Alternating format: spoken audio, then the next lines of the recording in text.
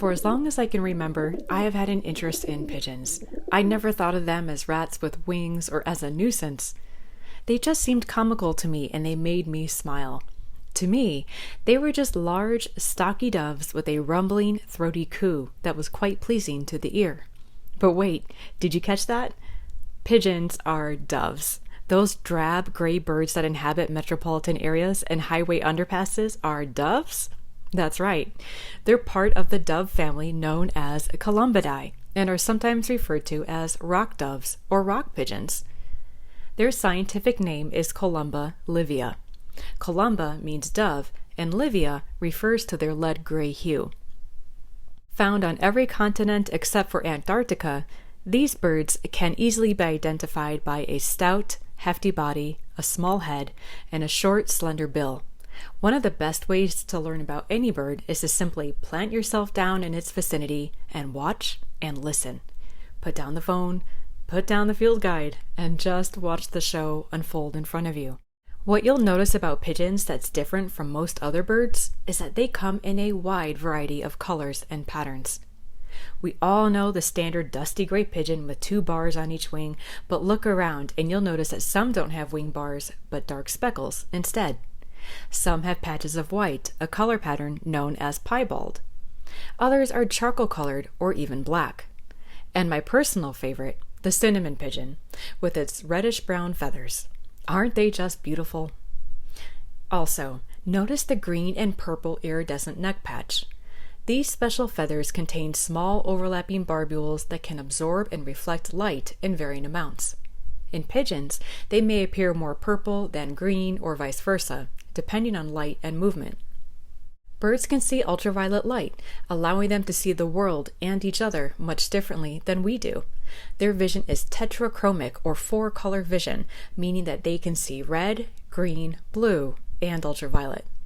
In the eyes of birds, these feathers pop out and glow with a lustrous shine, lighting up like fireworks. It's a key component in their courting display and conveys their health and vitality. While observing a flock, see if you can spot anomalies in appearance.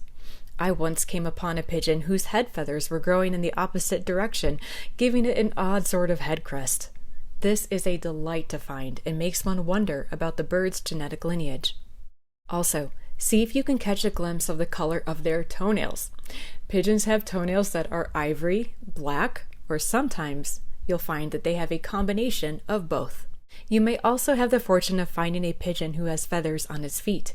It might be just a scant amount of feathers that barely cover each toe, or it may have so many feathers that it would seem to be mopping the ground with every step it takes. Pigeon eye color also has diversity, though not as much as feather color. The most common eye color is the orange-red, but you may also see some with brown eyes or a combination of white and orange-red. Young pigeons who have recently fledged will have brown eyes until they reach maturity, when they will finally take on their adult eye color. With so much variation in appearance, there is an endless supply of entertainment available, but it gets even better. Another really unique fact about pigeons is how they drink water.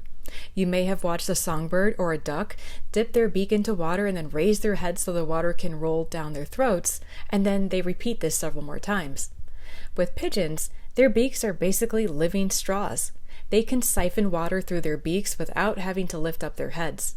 They simply lower their beaks into the water and keep it there while they slurp up the hydration. It's genius and super efficient. Not to mention, it's just neat to watch. Another behavior you might observe is to find a pigeon laying on its side with one wing up in the air, tail feathers fanned out, rump feathers fluffed up, and a dazed look in its eyes. Upon first glance, you may wonder if it is sick or injured, but actually, the opposite is true. This bird is blissfully content. Pigeons sun themselves and enjoy the opportunity to soak up some warm rays when the opportunity arises. Scientists aren't quite sure why they do this. Maybe they just enjoy a good vitamin D session. It is thought that it helps them warm up on cold mornings, maintains the oils on their feathers, and possibly kills feather parasites. If nothing else, it may simply just feel relaxing and soothing. Life as a wild bird is not easy, and who couldn't use some R&R now and then? Pigeons are ground feeders and are most comfortable running along the ground, picking up the food that we humans leave behind. When not performing this valuable public service, they enjoy protein-rich grains such as peas, wheat, oats, and corn. They may hang around grain elevators cleaning up spilled grain, or in fields eating the seeds of various grasses. Insects and other invertebrates are also possible menu items. One thing is for sure, when it comes to a pigeon's diet, they are very flexible and adaptable, yet another reason they frequent areas where there are humans. Male pigeons show off for females by inflating their throats and letting out an undulating, throaty coo. They bow their heads, strut, and fan their tails to show what a good choice of mate they would be. When they inflate their necks, the iridescent feathers pop out and shine. As they strut around the female, they drag their fanned-out tail feathers on the ground. Now, who wouldn't be impressed by that display? Notice that when pigeons coo, they keep their beaks closed, which is the opposite of songbirds. The distinct cooing sound is produced by air passing through the syrinx and inflating an upper esophageal sac. This allows the sound to radiate out more efficiently than it would with an open beak. Pigeons will mate all year round, even in the winter. This is one of the reasons why they are so ubiquitous. It also means that you can see this courting behavior anytime, as well as anywhere.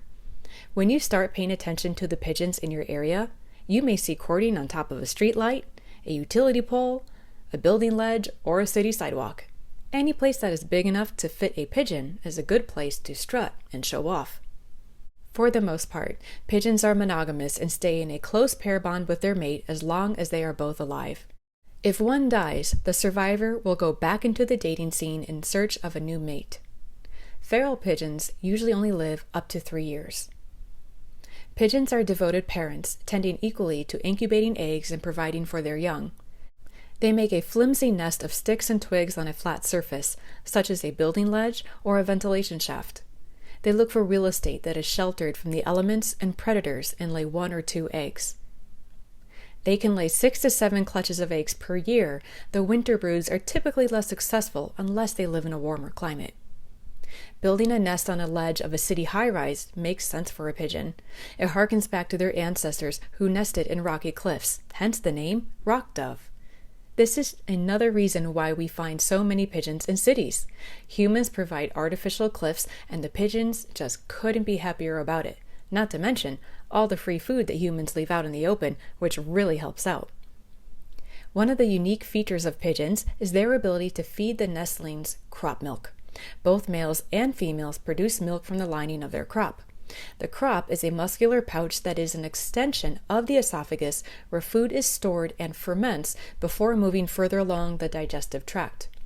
Pigeon parents feed their chicks crop milk for the first 3 days of its life, providing the chick with much-needed protein, fat, antioxidants, and immune boosters. Pigeons have been living alongside humans for thousands of years. People have raised them for meat, and have even used their poop for making fertilizer, leather, and gunpowder. We have kept them for companions, show animals, and have bred all manner of wild-looking traits into them. Charles Darwin adored pigeons and kept several different breeds for study and companionship. They featured prominently in the first chapter of his book on the origin of species. They have several appearances in the Torah and the Bible, both as sacrifice and as a symbol of peace and hope. There are depictions of pigeon-esque shaped birds even on ancient Egyptian tombs. They have been used since antiquity to deliver messages. With no email or cell phone in sight, it was pigeons who we relied upon for communication. Ancient Romans used them to deliver wartime intelligence, the outcome of chariot races, and the results of the very first Olympic Games. In the 12th century, Genghis Khan used messenger pigeons, setting up a network across Asia and Eastern Europe. During the Franco-Prussian War of 1870, pigeons carrying messages of intel and personal letters on microfiche were released from hot air balloons and then sent back home. Pigeons saved the lives of many soldiers in World War I and World War II. One such notable pigeon is Cher Ami, who saved the lives of U.S. soldiers of the 77th Division, also known as the Lost Battalion, in World War I. Even though Cher Ami was shot and sustained serious injuries, she was able to make it to headquarters and deliver valuable information, saving many lives. For her bravery, she received France's highest military honors, and today she can be seen on display at the Smithsonian. Pigeons don't migrate, they're homebodies. Those who keep pigeons know that they can let them out during the day and they will return to their roost every night. They can fly at speeds of over 60 miles per hour and as far as 600 miles from their loft. It is believed that they possess the ability to sense the Earth's magnetic field and that they can use the position of the sun to work out direction. That's pretty amazing. You can take a pigeon to a new location and it will always return home. What it won't do is leave its warm and safe loft to deliver a reply. So in order to send a response, you have to send a second pigeon whose loft is at the first message's origin point. Pigeons can take off almost vertically. Military engineers have tried to design aircraft that can take off vertically in tight spaces, but the pigeon just has them beat. By using their powerful legs, they can jump upwards and flap their wings 8 to 9 times per second, generating lift on the upstroke and the downstroke. While this uses a tremendous amount of energy, it's helpful if they need to get away from a hungry predator. Pigeons are prey for the world's fastest animal, the peregrine falcon, so it's a useful strategy in these situations. So maybe you're a fan of pigeons, or maybe you're not, but either way, you don't want them nesting under the eave of your house, leaving a mess of poop everywhere and clogging up your rain gutters. Not to mention that you may not want to hear exuberant cooing all the time. Remember that the ideal nest space for a pigeon is someplace secluded, protected, and that has a flat surface. Keep the area around your home clean and tidy to deter them from finding a sheltered space. You can put up chimes, pinwheels, or strips of shiny paper, things that move, to deter them from nesting. Since pigeons nest on flat surfaces, see if you can adjust a surface to make it slanted, perhaps by using a bird slope end cap, rendering it undesirable for a nesting location. If you find a nest with chicks, don't attempt to move it or separate the chicks from the parents or they will die. Wait until after they fledge at about 4 weeks. There are some things you shouldn't do. Don't put up netting around parts of your home as other birds and small critters can get caught in it and die. Plastic owl decoys are another common method to keep pigeons away, but these simply don't work. Because the decoys don't move, the pigeons quickly figure it out and they may use them as a place to perch or just ignore them completely.